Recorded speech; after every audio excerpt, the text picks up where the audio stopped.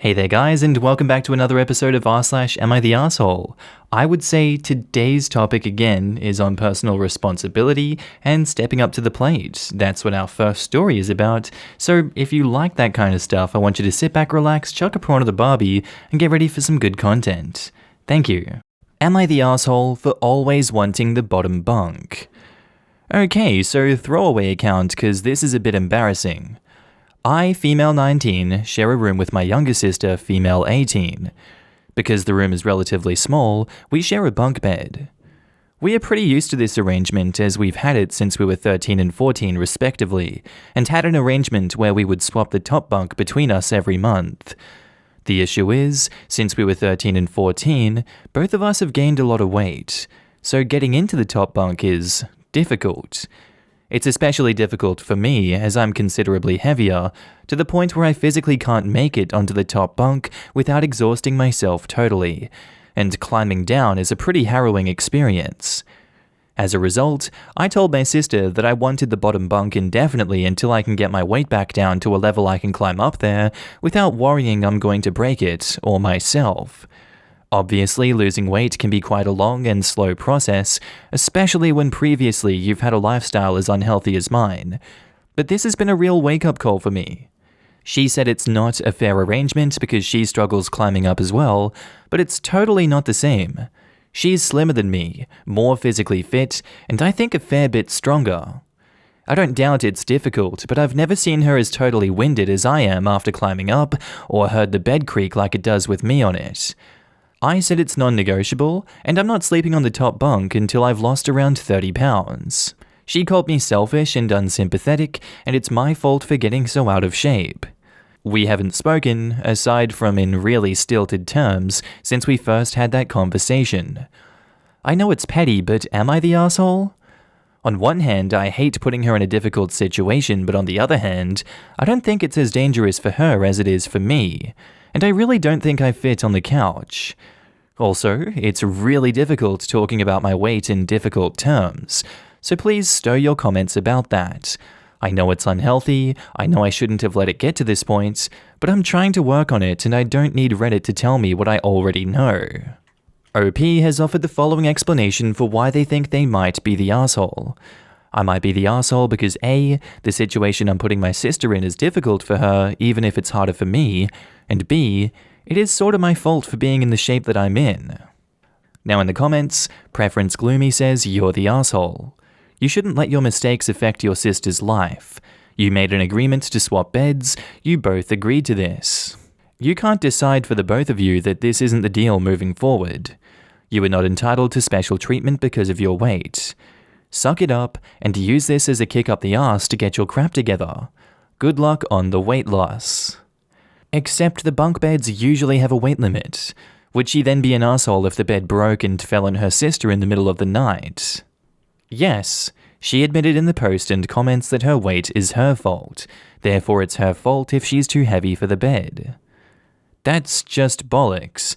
Objects should be adjusted to suit the people, not vice versa. And how exactly do you adjust an already existing bunk bed to fit someone's altered weight?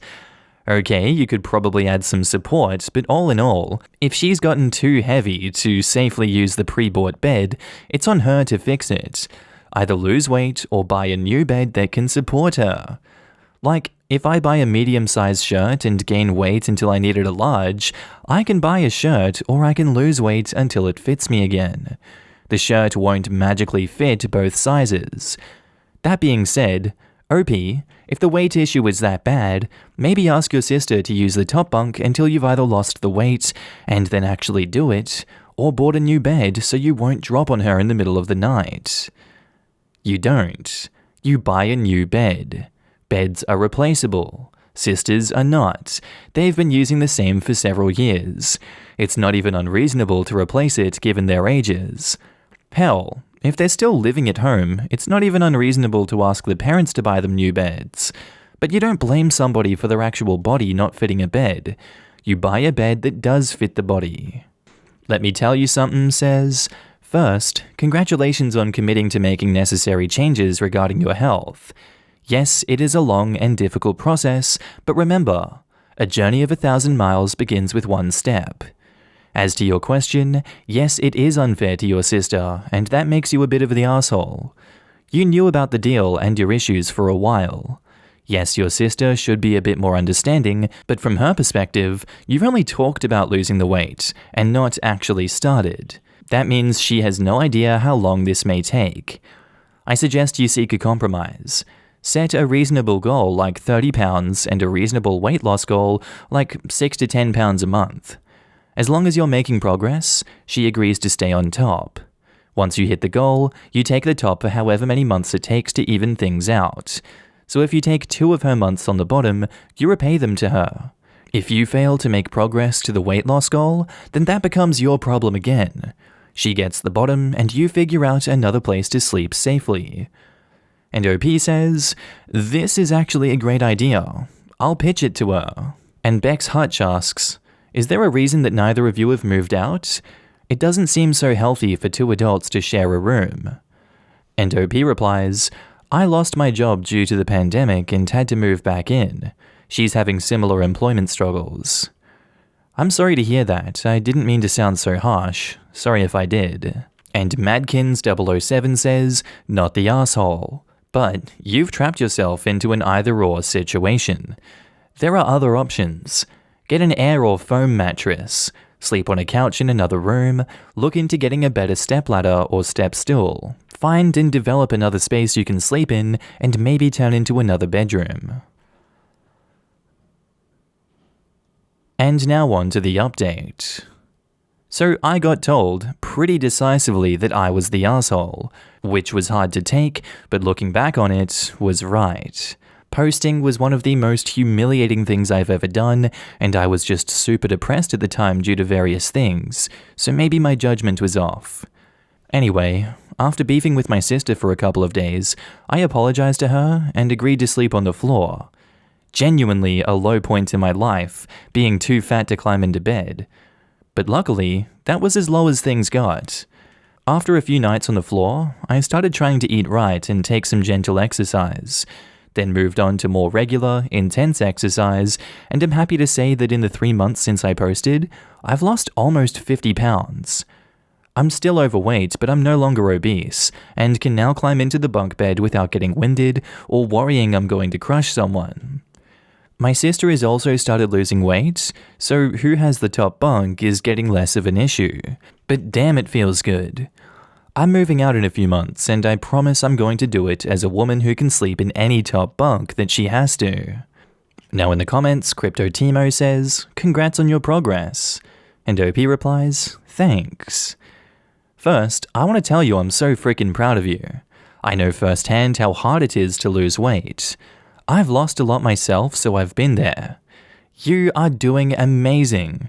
Don't get discouraged when you hit a stall. It happens to all of us. Drink tons of water, it helps. Keep up the amazing work and keep us posted, please. Congratulations, hon. It's a major accomplishment for you. Keep it up and work towards changing your bad food habits and bad lifestyle habits as much as you can. I've been fighting the same war with my weight since puberty. I've lost big amounts of weight, around 40 to 60 pounds, only to regain the same weight each time. This time in 2018, I knew it was going to literally kill me if I didn't change my life. So that's what I did. I started using an app to help. I worked towards changing recipes for things my husband and I like to eat. We still eat treats, but less frequently and less of them.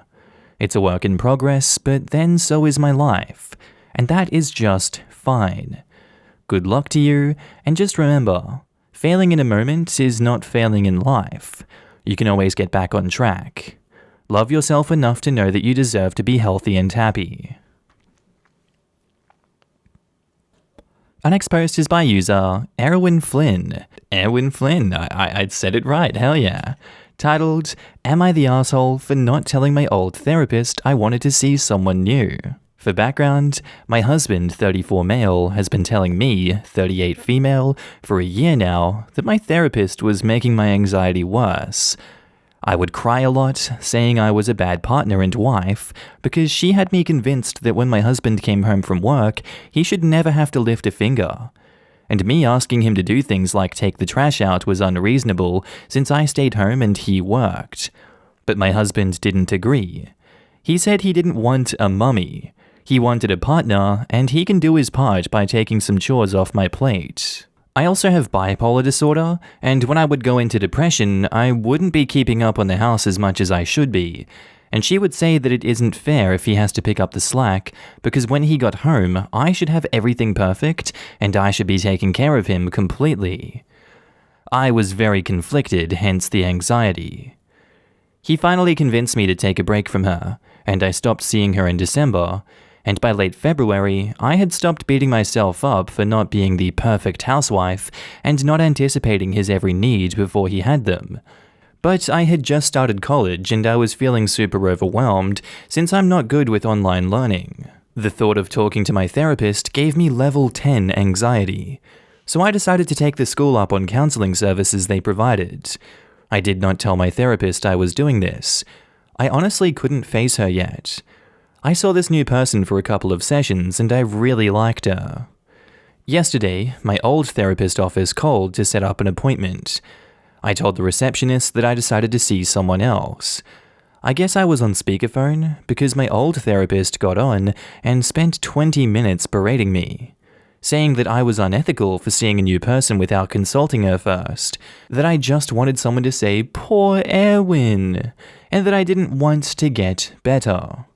That now she knew how my husband feels when I shut down because I did the same to her, that I was rude, and that I just didn't like how she told me the harsh truths. Then she said she would be talking to my psych in the same office, and he might drop me because of my behavior. Am I the asshole for not telling her beforehand, and that I was thinking about seeing someone else? I waited only because I was so anxious at the thought of talking to her. Maybe I should have just sucked it up and said something. I've been upset ever since her phone call, thinking I am, even though my husband says I'm not.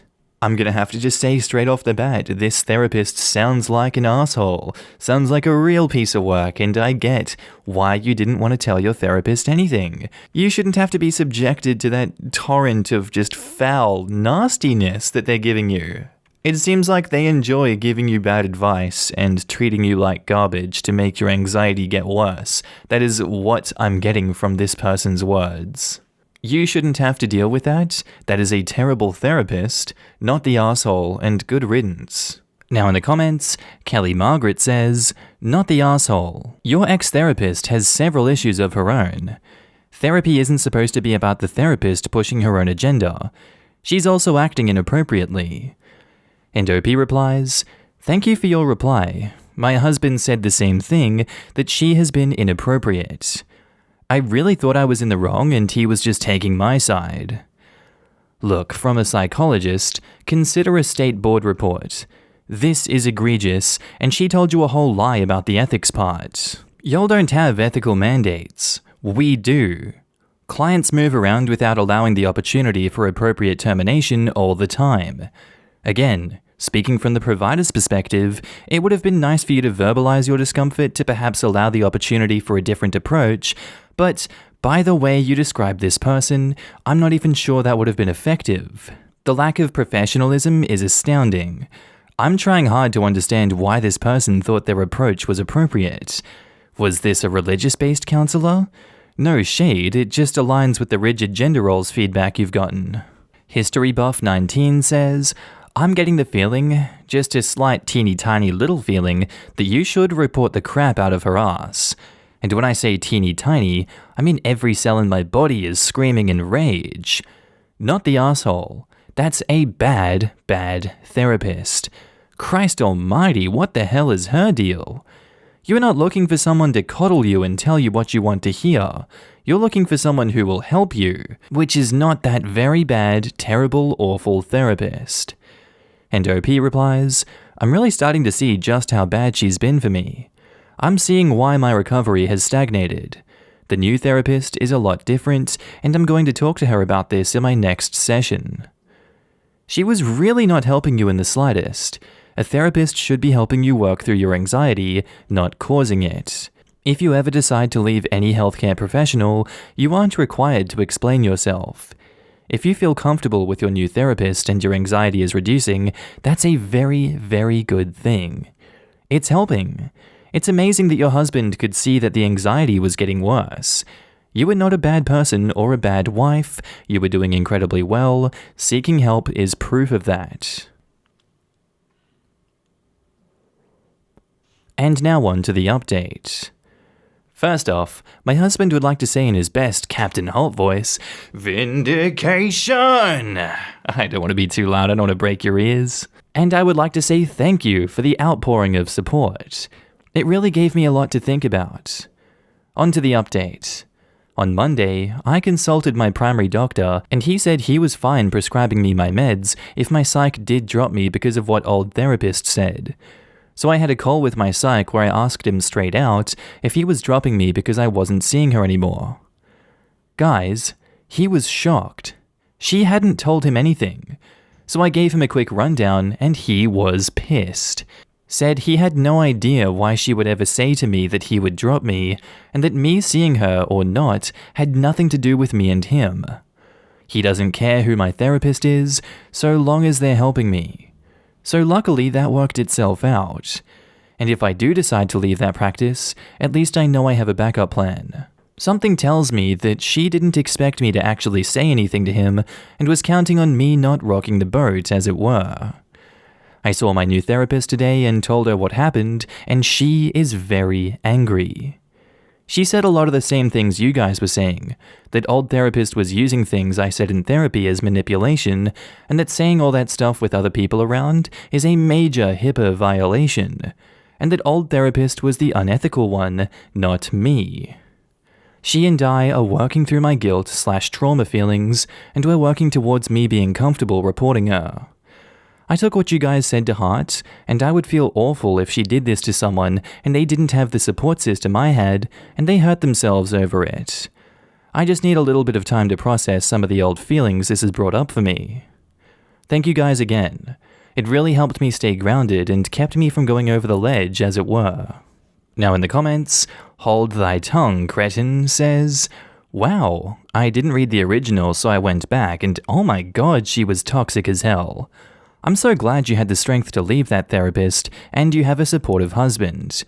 Also love that Holt bit. I hear it in my head all the time." And OP replies, "Thank you. It is my husband's favorite show, so he was happy to be able to trot it out. I'm glad I left too. The more distance I'm getting, the more angry I am, and kicking myself for not listening to him earlier. Stop kicking yourself. Your old therapist was a manipulator and used your therapy to control you. You should feel proud that, with the support of your husband, and by reaching out for advice, you found the courage and wisdom to make a change." And OP replies, "Thank you. That is a much better way of looking at it. As a therapist, your original post sent me through the roof. Toxic AF, and I would consider filing a grievance with the state." And OP says, "Thank you. That is what I'm working towards with my new therapist. I really don't want her doing this to anyone else. For sure, people like your old therapist make it difficult for us to do our job. I have horror stories from clients about toxic therapists. Not therapists that were not a good fit, normal, but downright unethical. I start every therapeutic relationship with the disclaimer that fit is the most important part of treatment, and I'm not right for everyone. I happily help people find someone who might be a better fit if we don't seem to vibe.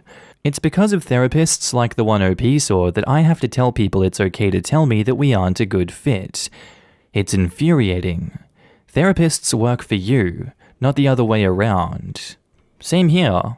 I legit just broke up with a client because she wanted a different modality. I helped her find a new therapist and we processed termination. I've had other clients ask to shift in how sessions are constructed, ask to discuss other topics, etc., and I feel proud that my clients feel comfortable asking for what they want. Therapist is not about me, or you, but about my clients, and it's so important that they get what they need. Anyway guys, I think that's where I'm going to end today's video. If you did like it, tell me what you thought about it down in the comments below, and make sure to just interact with everyone in this community. I love each and every one of you that I get to see on a daily basis. And don't forget, if you are a Patreon subscriber, I love you. You're on the screen right now with the YouTube members as well. If you see yourself, give yourself a pat in the back. You guys help me continue this YouTube journey. You keep me going. I see you guys everywhere. I see your messages, and thank you so much for supporting me. I really love every single one of you. But with that all said, I'm going to be signing off now, guys. I hope you have a good day, night, sleep, whatever you're up to, and I'll see you in the next episode. Bye.